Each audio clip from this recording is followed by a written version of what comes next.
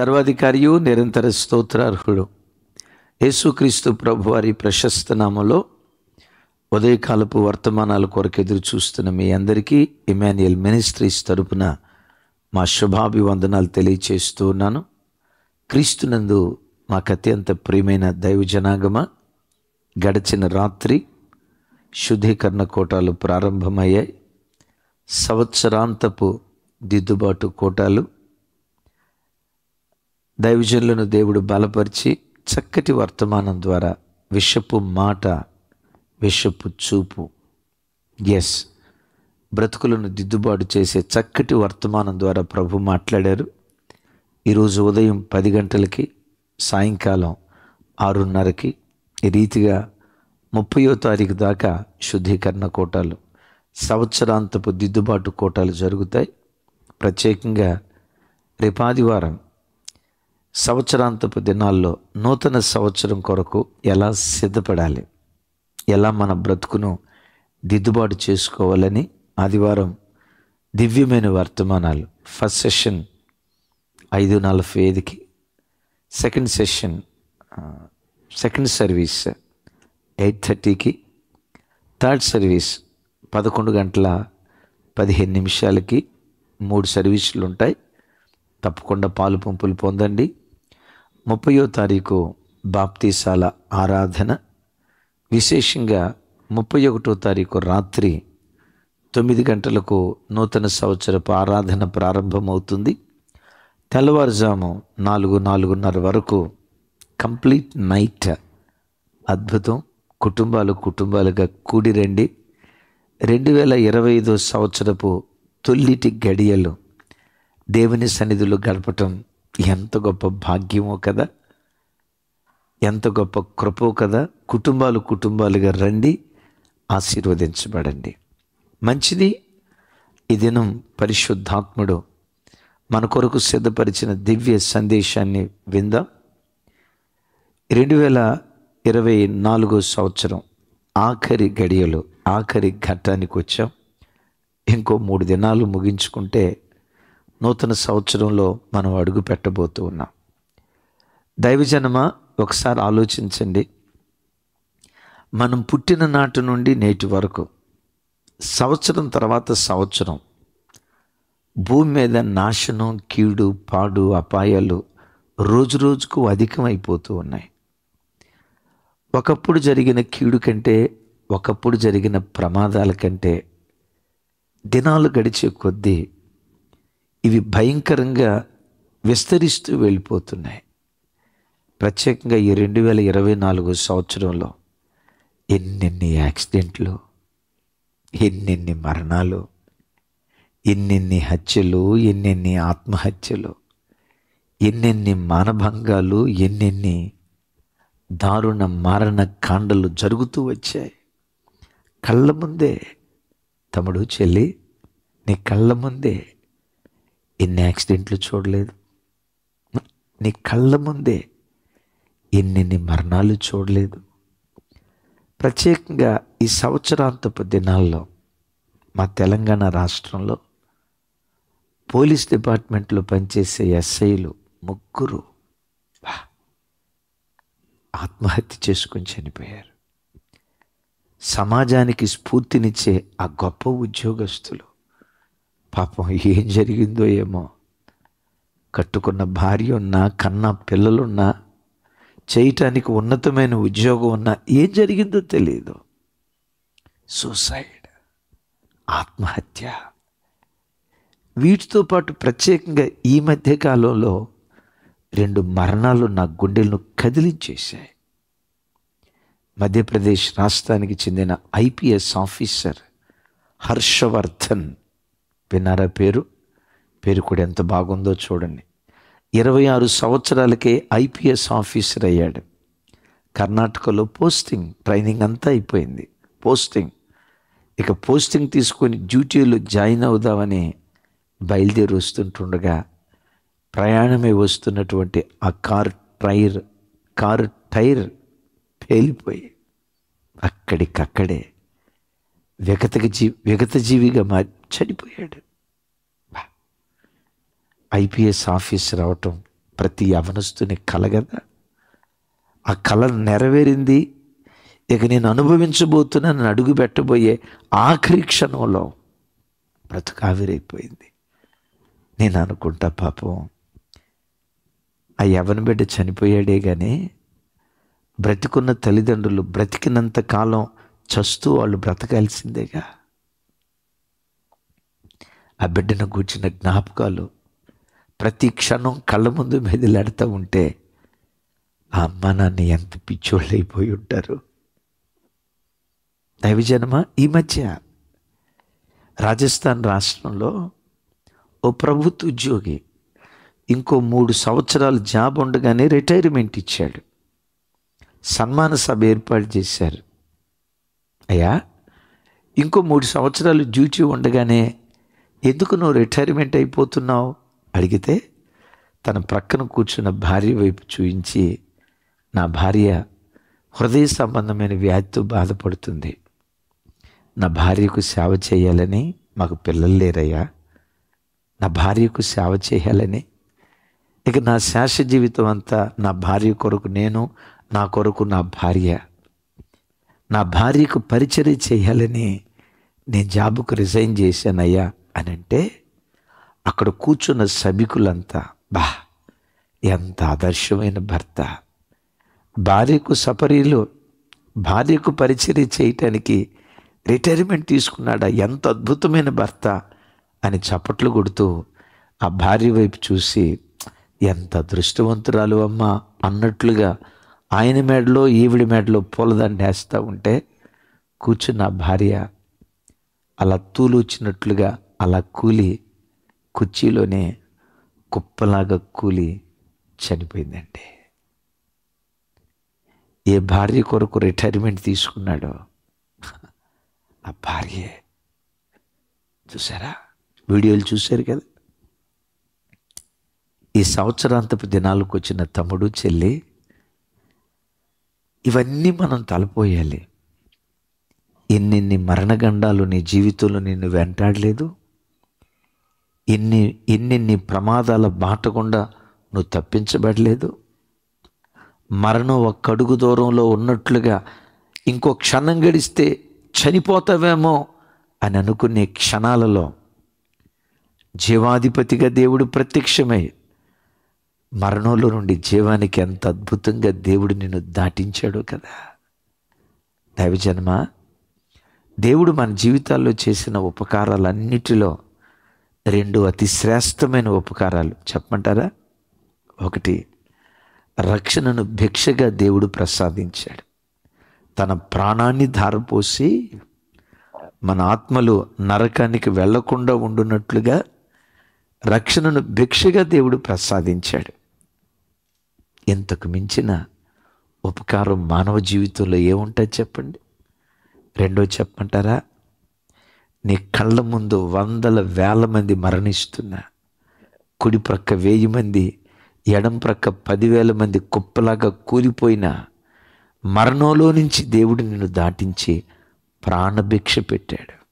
నేనంట, ప్రాణానికి మించి గొప్ప ఆశీర్వాదం ఏముంది?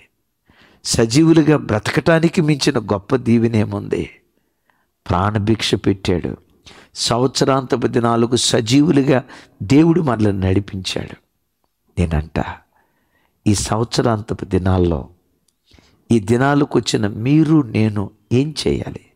ఓ దివ్యమైన మాట లేఖనాల్లో నుంచి ధ్యానించుదాం. అందరూ చూడండి, సమూయేలు మొదటి గ్రంథం 12వ అధ్యాయం 24వ వచనం. 12వ అధ్యాయం 24వ వచనం. ఆయన మీ కొరకు ఎన్ని గొప్ప కార్యములను చేసినో అది మీరు తలంచుకొని, మీరు యెహోవా యందు భయభక్తులు కలిగి నిష్కపటులై పూర్ణ హృదయముతో ఆయనను సేవించుట ఆవశ్యకం.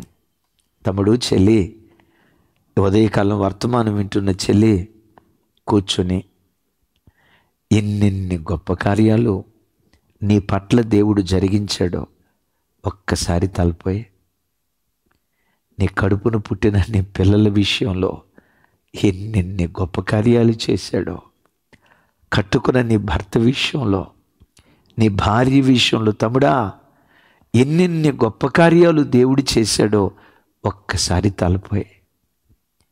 పిడికిడు మెతుకులు కూడా నోచుకోలేని బ్రతుకులు కదా మనం ఒకప్పుడు. ఈరోజు నీకు కడుపు నిండా భోజనం పెట్టడం కాదు, అనేకులు ఆకలి తీర్చే స్థితిమంతుడిగా దేవుడు నిన్ను నిలవబెట్టలేదా?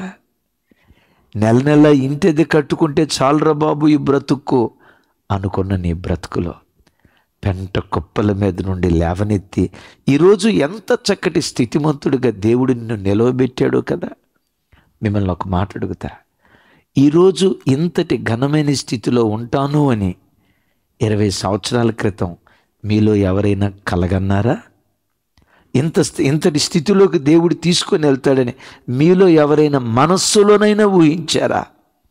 పెద్ద పెద్ద కలలేవి లేవేసయ్యా, మొద్దన్నం పెడితే చాలయ్యా, ఒక చోటకి వెళ్ళి చేయి చాచి అడుక్కునే పరిస్థితి లేకుండా నా కాళ్ళ మీద నేను బ్రతికితే చాలేసయ్యా అని అనుకున్న పేద బ్రతుకులు కదా. అలాంటి దీనస్థితిలో నుంచి లేవనెత్తి ఈరోజు శిఖరాల మీద దేవుడు కూర్చోబెట్టలేదా? కూర్చొని సంవత్సరాంతపు దినాల్లో తలపోయి, రైట్ అన్న తలపు వస్తూ ఉన్నాను, నన్నేం చేయమంటారు? ఓ ₹1,00,000 దేవుని కానుకీయమంటారా? ఓ 10 లక్షల రూపాయలు దేవుని కానుకిద్దామా? అలా ఆయన రుణం తీర్చుకుందామా? నేనంట, ఈ దేవుడు నీ డబ్బును కాదు కానుకగా కోరుకునేది, నీ వెండిని కాదు, నీ బంగారాన్ని కాదు, నీ ఆస్తిపాస్తులను కాదు, నిన్నే తనకు కానుకగా కోరుకుంటూ ఉన్నాడు. ఈ సంవత్సరాంతపు దినాల్లో దేవునితో, యేసయ్యా నన్ను నేనే నీకు ఒక కానుకగా సమర్పించుకుంటున్నా, నన్ను అంగీకరించు. ఎలా దేవునికి నిన్ను నువ్వు కానుకగా సమర్పించుకోవాలి? ఇక్కడ 3 మాటలు అంటాడు. నంబర్ 1, ఆయన యందు భయభక్తులు కలిగి. నంబర్ 2, నిష్కపటులై.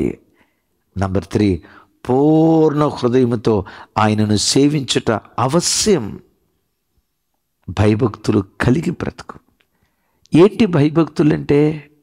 భక్తుడు అంటాడు, చెడుతనమును విసర్జించుటయే, చెడుతనమును అసహించుకునుటయే యెహోవా యందు భయభక్తులు కలిగి ఉండుట.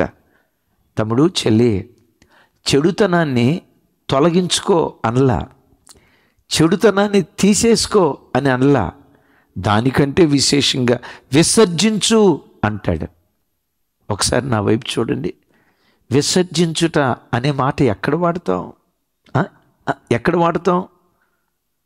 మలమూత్రాదులు అక్కడ కదా వాడేది. చెడుతనాన్ని దేంతో పోలిస్తున్నాడో తెలుసా? మలమూత్రాదులతో పోలిస్తున్నాడు. నిజమే దైవజనమా, ఈరోజు ప్రజల బ్రతుకులను నాశనం చేస్తుంది చెడుతనం. నీలో ఉన్న చెడుతనాన్ని తొలగించుకొని నీవేదో దేవునికి గొప్ప కార్యం చేస్తున్నట్లుగా ఫీల్ అవ్వద్దు. చెడుతనాన్ని తొలగించుకుంటే నీవే బాగుపడతావు. లోకంలో అనేక మంది బ్రతుకులో చెడుతనానికి చోటిచ్చి బ్రతుకులు ఏమైపోయాయో 1-2 మాటలు చెప్తాను, చూడండి. ఆ మాటలు కీర్తనల గ్రంథం 107వ కీర్తన చూస్తా ఉన్నారా? 107వ కీర్తన. ఎస్, కీర్తనల గ్రంథం 107వ కీర్తన 33వ వచనం. 107వ కీర్తన 33వ చరణం. 34, దేశ నివాసుల చెడుతనమును బట్టి ఆయన నదులను అడవిగాను, నీటి బొగ్గలను ఎండిన నేలగాను, సత్తువగల భూమిని చవిటి పర్రగాను మార్చెను.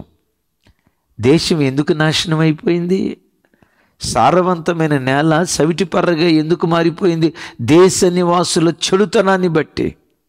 నిజమే, ఈరోజు ఒకప్పుడు సంతోషంగా బ్రతికిన కుటుంబాలు ఈరోజు వినాశనం వైపు వెళ్ళటానికి కారణం చెడుతనం.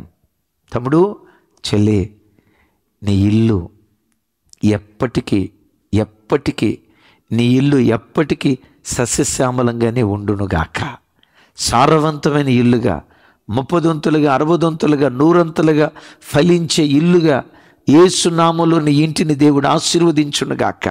ఒకవేళ 2024 సంవత్సరంలో నీ బ్రతుకు నిస్సారమైపోయిందేమో, 2025 సారవంతమైన బ్రతుకుగా, ఫలభరితమైన బ్రతుకుగా, వర్ధిల్లిన బ్రతుకుగా నీ బ్రతుకును దేవుడు ఆశీర్వదించునుగాక. అలా చేయనట్లుగా నీలో ఉన్న చెడుతనాన్ని తొలగించుకో. విన్నారా? చెడుతనం ఒక కుటుంబాన్ని, ఒక బ్రతుకుని ఏం చేస్తుందో ద్వితీయోపదేశకాండం చూడండి. ద్వితీయోపదేశకాండం 9వ అధ్యాయం 5వ వచనం. ద్వితీయోపదేశకాండం, డ్యూటానమీ, 9th chapter 5th verse. నాతో కలిసి, నీవు వారి దేశమునకు వచ్చి దాన్ని స్వాధీనపరుచుకొనుటకు నీ నీతి అయినను నీ హృదయ యథార్థత అయినను హేతువు కాదు. ఈ జనముల చెడుతనమును బట్టియే యెహోవా నీ పితరులైన అబ్రహాము, ఇస్సాకు, యాకోబులతో ప్రమాణము చేసిన మాటను స్థాపించుటకై నీ దేవుడైన యెహోవా వారిని నీ ఎదుట నుండి వెళ్ళగొట్టుచున్నాడు. విన్నారా? కనాను దేశంలో 7 జాతులు వారు ఉన్నారు. వాళ్ళందరినీ వెళ్ళగొట్టి ఇశ్రాయేలులకు దేవుడు ఆ దేశాన్ని ఇస్తున్నాడు. అసలు చూడండి, దేవుడు ఇక్కడ అంటున్న మాట, వారిని ఎందుకు వెళ్ళగొడుతున్నానో తెలుసా? మీకు ఆ దేశాన్ని ఎందుకు ఇస్తున్నానో తెలుసా? మీ నీతిని బట్టి కాదు, మీ హృదయ యథార్థతను బట్టి కాదు నేను మీకు ఇస్తుంది. వింటున్నారు ఈ మాట? వాళ్ళని ఎందుకు వెళ్ళగొడుతున్నానంటే వారి చెడుతనాన్ని బట్టి వాళ్ళని వెళ్ళగొడుతూ ఉన్నాను. దైవజనమా, చెడుతనం మనలో ఉంటే, విన్నారా, చెడుతనం మనలో ఉంటే మనం కలిగిన దాన్ని పోగొట్టుకుంటాం, కలిగిన స్థలములో నుంచి వెళ్ళగొట్టబడతాం. 7 జాతుల వారు వెళ్ళగొట్టబడటానికి, గమనించండి, ఇశ్రాయేలీయులకు ఇవ్వాలన్న కారణాన్ని బట్టి వాళ్ళని వెళ్ళగొట్టలేదు. వాళ్ళ చెడుతనమే ఆ భూమి వాళ్ళను కక్కేసిందట. విన్నారు ఈ మాట? కక్కేసిందట, వెళ్ళగొట్టేసిందట ఆ భూమి. ఈరోజు వాక్యం వింటున్న బిడ్డ, నీకు చక్కటి ఉద్యోగం ఇచ్చాడు కాదు, నీ నీతిని బట్టి కాదు సుమే. తమ్ముడు, నా వైపు చూడు, చక్కటి వ్యాపారం ఇచ్చాడు కాదు, మంచి ఆర్థిక స్థితిగతులు ఇచ్చాడు కాదు, 100 మంది విశ్వాసులను నీ చేతులకు, సేవక నీ చేతులకు అప్పగించాడు కాదు. నీ నీతిని బట్టి కాదు, నీ యథార్థతను బట్టి కాదు. నీతి లేకపోయినా ఇక మీదటైనా నువ్వు నీతిగా బ్రతుకుతావని దేవుడు నమ్మాడు. ఎన్నో అపాయాల నుంచి 2024 సంవత్సరం అంతా దేవుడు నిన్ను తప్పించింది. చనిపోయిన వారి కంటే నీవు నేను నీతిమంతులు అని కాదు, ఇక మీదటైనా నువ్వు నీతిగా బ్రతుకుతావని దేవుడు నమ్మి ఈ విలువైన పరిస్థితిని ఇచ్చాడు. యేసయ్యకు మహిమ కలుగును గాక. చెడుతనం, సత్తువు కలిగిన భూమి చవిటి పర్రగా మారిపోయింది. చెడుతనం ఆ దేశం నుంచి వాళ్ళు వెళ్ళగొట్టబట్టడానికి కారణమైపోయింది. మీరు అనవచ్చు, అన్నయ్య చెడుతనం చెడుతనం చెడుతనం ఎక్కడుందన్నయ్య చెడుతనం అని అంటారా? 3 మాటలు చెప్తాను. నోటిలో చెడుతనం, ఒంటిలో చెడుతనం, ఇంటిలో చెడుతనం ఉన్నట్లుగా లేఖనాల్లో రాయబడి ఉంది. చూడండి ఆ మాట. యోబు గ్రంథం, తమ్ముడు, 20వ అధ్యాయం 12వ వచనం, 55వ కీర్తన 15వ చరణం. 20వ అధ్యాయం యోబు గ్రంథం 12వ వచనం. చెడుతనము వారి నోటికి తియ్యగా నుండెను. విన్నారా? విన్నారా? చెడుతనం ఎక్కడుంది? నోటిలో ఉందట. తమ్ముడు, చెల్లి, ఈ వాక్యం వింటున్న నీ బ్రతుకులో, నీ నోటి మాటల్లో చెడుతనం ఉందా? బూతు మాటలు, ద్వంద్వార్థాలతో కూడుకున్న మాటలు, అసహ్యమైన మాటలు, అపవిత్రమైన మాటలు, వెకిలి మాటలు, పోకిరి మాటలు నీ నోటున్నాయా? యేసు నామములో ఎదెనో సిలువ వేయుదువుగాక. త్రాగుడనే చెడుతనం, గుట్కాలనే చెడుతనం, గంజాయి అనే చెడుతనం, స్మోకింగ్ అనే చెడుతనం, ఆల్కహాల్ అనే చెడుతనం, మద్యపానం అనే చెడుతనం, ధూమపానం అనే చెడుతనం ఒకవేళ నీ నోటిలో ఉందా? ఈ వాక్యం వింటుండగా యేసు నామం పేరిట నీ నోట ఉన్న చెడుతనాన్ని తొలగించుకో. రెండవది, చెడుతనం ఎక్కడుందట? ఇంటిలో ఉందట, ఒంటిలో ఉందట. కీర్తనల గ్రంథం 55వ కీర్తన 15వ చరణం. వారికి మరణము అకస్మాత్తుగా వచ్చునుగా, సజీవులుగానే వారు పాతాళంలోనికి దిగిపోదురుగాక. కారణం చెడుతనము, విన్నారన్నమాట, చెడుతనము వారి నివాసములలోనూ వారి అంతరంగములలోనూ ఉన్నది. విన్నారు ఈ మాట? చెడుతనం ఎక్కడుందట? చెడుతనం ఎక్కడుందట? విన్నారు ఈ మాట? చెడుతనం వారి నివాస స్థలాల్లో ఉందట. చెడుతనం వారి నివాస స్థలాల్లో ఉందట. తమ్ముడు, మీ ఇంట్లో చెడుతనం ఉందేమో, టీవీ ఒక చెడుతనంగా మారిపోయిందేమో, చూడకూడని వాటిని ఇంట్లో చూసి నీ ఇంటిని చెడుతనంతో నిండుకున్న ఇల్లుగా ఒకవేళ మార్చేవేమో. ఈ వాక్యం వింటుండగా నీ ఇంటిలో ఉన్న శాపగ్రస్తమైన వాటిని తొలగించుకో. మూడవది, చెడుతనం ఎక్కడుందట? అంతరంగములో ఉందట.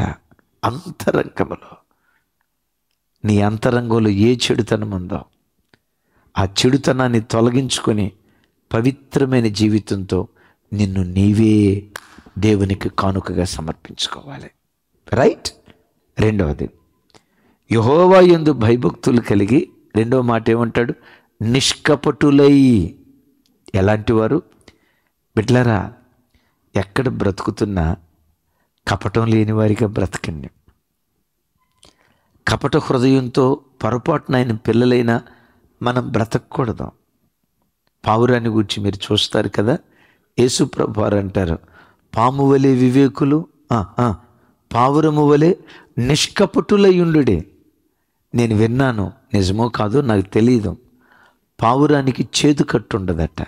అంటే కపటం అనేది ఆ పావురంలో ఉండదు.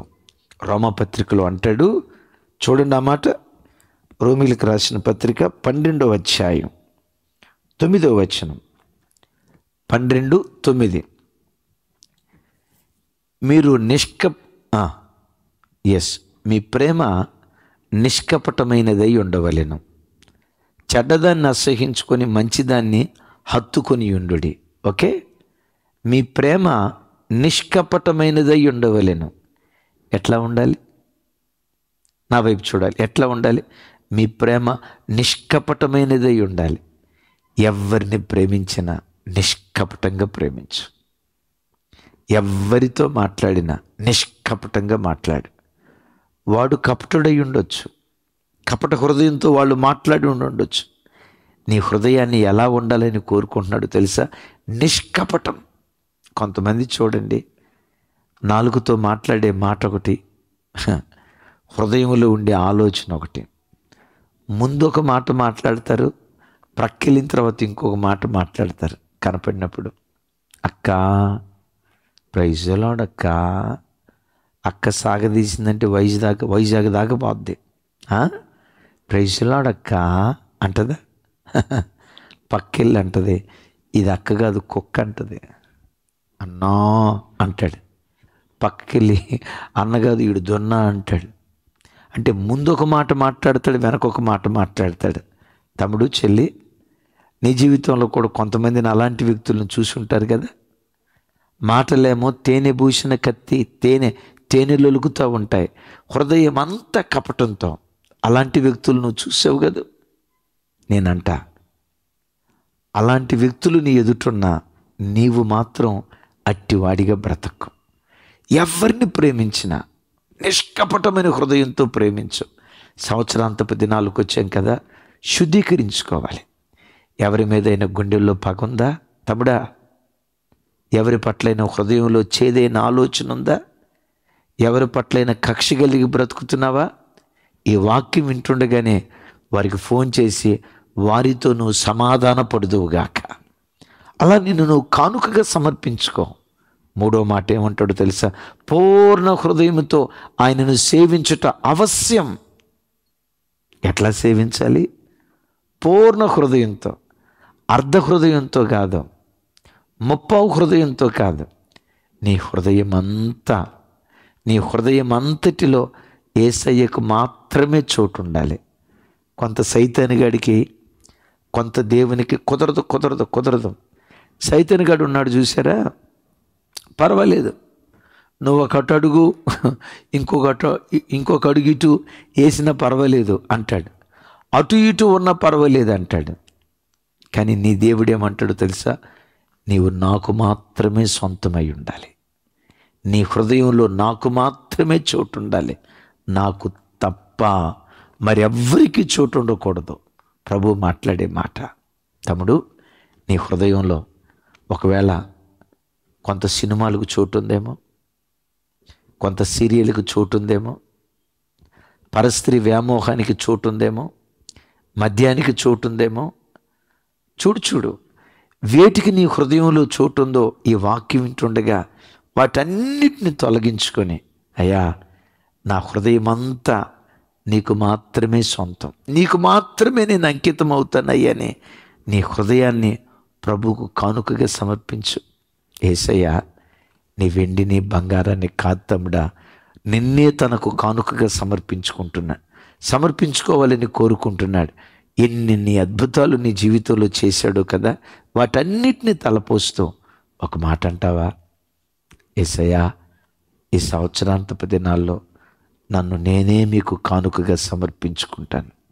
గతంలో ఓసారి చెప్పాను, ఓ మిషనరీ ఆ స్థలంలో ఆశ్రమాన్ని నడిపించి కొన్ని వేల మంది విద్యార్థులకు విద్యాబోధనలు నేర్పి ఆస్ట్రేలియా దేశానికి వెళ్ళబోయేటప్పుడు ఫేర్వెల్ పార్టీ ఏర్పాటు చేశారట. చాలామంది ఆ తల్లికి కానుకలు ఇస్తున్నారట, గిఫ్ట్లు, చిన్నవి గిఫ్ట్లు. ఒక పేద బిడ్డ, అనాథాశ్రమంలో పెరిగే ఆ పేద బిడ్డ ఈ మిషనరీకి నేను ఏదో ఒక కానుక ఇవ్వాలి, ఏమిచ్చి ఈ తల్లి రుణం తీర్చుకోగలనని ఆలోచిస్తా సడన్గా ఏం చేసిందో తెలుసా?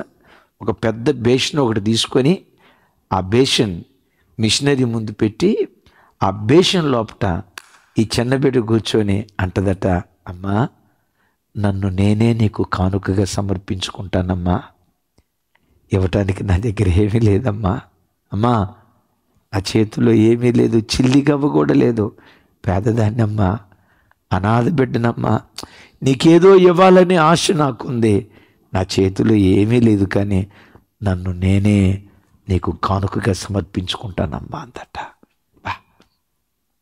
మిషనరీ చూసి కన్నీళ్ళు విడిచి, అమ్మా నిజంగా నిన్ను నా కానుకగా స్వీకరిస్తా, నా కూతురుగా నిన్ను స్వీకరిస్తా, నాతో పాటు ఆస్ట్రేలియా దేశానికి వస్తావా అని అడిగి ఆస్ట్రేలియా దేశానికి తీసుకుని వెళ్ళి తన కూతురుగా పెంచి ఒక గొప్ప వైద్యురాలిని చేసిందట.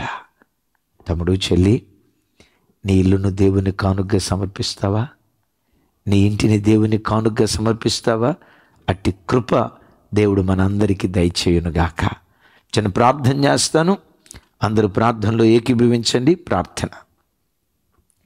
సర్వశక్తి గల తండ్రి, సకల ఆశీర్వాదాలకు కారణభూతుడా, ఈ సంవత్సరాంతపు దినాలలో మమ్మల్ని మేమే మీకు కానుకగా సమర్పించుకునే కృప దయచేయండి. చెడుతనాన్ని తొలగించుకొని, అవును కపటాన్ని తొలగించుకొని, మా హృదయంలో మీకు తప్ప మరి దేనికి చోటు ఇవ్వకుండా మమ్మల్ని మీకు కానుకగా సమర్పించుకునే కృప దయచేయి. ఈ వాక్యం ఎంతమంది అయితే విన్నారో వారందరూ తమను తాము మీకు కానుకలుగా సమర్పించుకొందురుగాక. అట్టి గొప్ప కృపతో ఒక్కొక్క బిడ్డను మీరు అభిషేకించుదురుగాక. రాబోయే నూతన సంవత్సరం నిశ్చయంగా మా బ్రతుకులు సారవంతమైన బ్రతుకులుగా మారిపోవాలయ్యా. చవిటి భూములు, చవిటి కుటుంబాలు, నిస్సారమైన కుటుంబాలు సారవంతమైన కుటుంబాలుగా మార్చబడాలయ్యా. మేము పొందుకున్నది ఏది కోల్పోకుండా అంతకంతకు వర్ధిల్లునట్లుగా ఒక్కొక్క బిడ్డ పట్ల కృప చూపండి.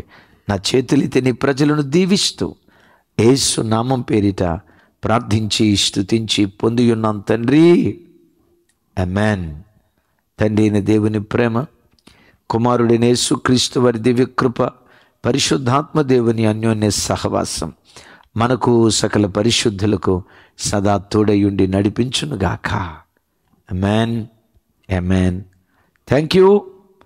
మంచిది. ఉదయం 10 గంటలకు ఉపవాస ప్రార్థన, ప్రత్యేకంగా ఎమాన్యుయల్ మినిస్ట్రీస్ని ప్రేమించి 2025 సంవత్సరానికి క్రొత్త పాట, నూతన సంవత్సరపు పాట ప్రభు అనుగ్రహించారు. 30వ తారీఖు మధ్యాహ్నం ఆ పాట రిలీజ్ చేయబోతున్నాం. ప్రభు చిత్తమైతే ఈరోజు మధ్యాహ్నం దాని ప్రోమో రిలీజ్ చేయబోతున్నాం. ప్రార్థించండి, వినండి, అనేకులకు షేర్ చేయండి. కృపా సమాధానాలు మనందరికీ తోడై ఉండును గాక. Thank you.